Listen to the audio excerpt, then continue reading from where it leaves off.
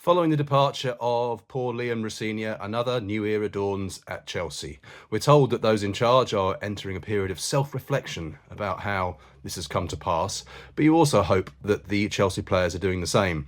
Rosenior's parting shot, as it turned out, was to absolutely lambast his players after their miserable display at Brighton on Tuesday night. He advised them to have a look in the mirror. Now, when he said that, I don't think he was saying, have a look in the mirror of your barbers and tell them what the team's going to be for the next game.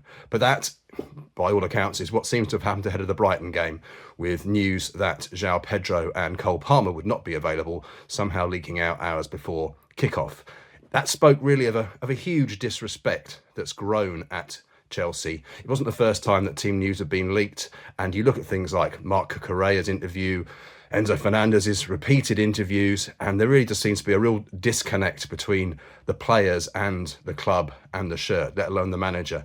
Now, it's now two managers who've been seen off in this season in different circumstances, but two, and some of these Chelsea players have been there the whole time that Blueco have been there, and that's 5 different managers who've now gone. And we're now got to a situation where we've got a guy, Callum McFarlane, who through no fault of his own is in charge of an FA Cup semi-final on Sunday, despite the fact he doesn't even have a UEFA Pro licence. He would not be allowed to take charge of Chelsea full-time because he does not have the highest possible qualification. That is the situation we are now in, and the players really do need to have a look at themselves and work out how and why and how responsible they are for getting Chelsea to this point.